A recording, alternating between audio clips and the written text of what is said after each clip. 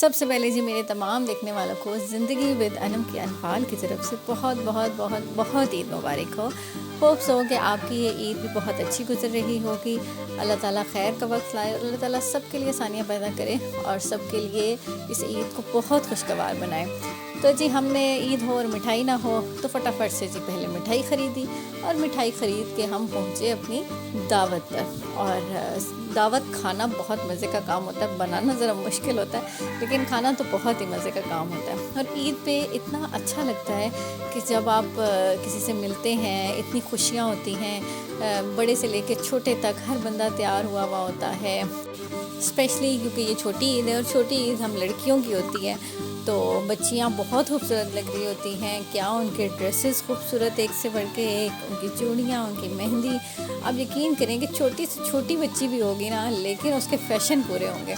और यहाँ पे देखें जी क्या चूड़ियाँ और क्या खूसे, इतना शौक़ से इसने मुझे अपने खूसे दिखाए हैं और बहुत ही खूबसूरत लगते हैं। अल्लाह ताला हमारी इन बेटियों के नसीब बहुत अच्छे करे। बहुत सारी दुआएं हैं हमारी छोटी छोटी शहज़ादियों की। और ईद तो होती ही इन बच्चों की है और हम बड़ों का तो काम होता है बस किचन में और आगे पीछे हम तो कामों में ही लग जाते हैं। तो ये बच्चों की ईद होती है कि इन्होंने एंजॉय करना होता है। तो हम भी पहुँचे जी दावत पर और एज़ यूजुअल जो है बहुत ही अच्छा खाना, एक से बढ़ के एक चीज़।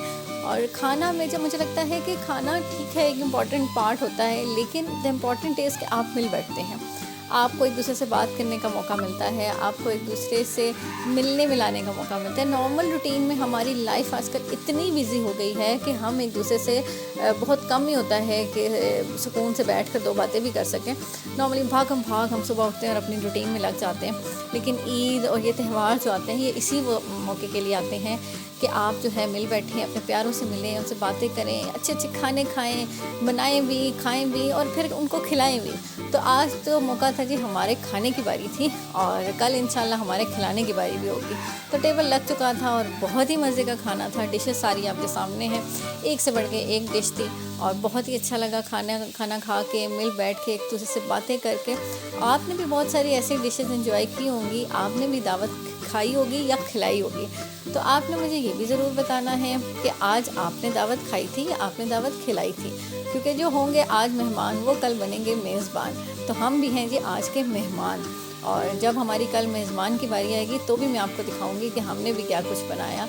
और जो लोग सोते सोते ईद गुजार देते हैं ना, तो मेरी उनसे रिक्वेस्ट है कि प्लीज़ सोने के लिए तो आपको पूरा साल मिल जाएगा ना, आप पूरा साल सो सकते हैं, आप पूरा साल जो है रेस्ट कर सकते हैं। लेकिन ईद के मौके पर प्लीज़ उठें, अपने रिश्तेदारों से मिलें, जो लोग आपसे नाराज़ हैं उनसे भी जाके मिलें, उनको भी राज़ी कर लें, उनको भी मना लें, कुछ मीठा खाएं, कुछ मीठा खिलाएं।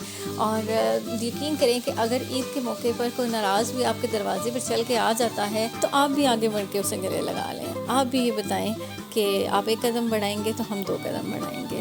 तो मिल बैठें, एक दूसरे से प्यार बांटें। मिलते हैं आपसे अगले ब्लॉग में, तब तक अपना ख्याल रखिएगा। अल्लाह हाफ़िज़।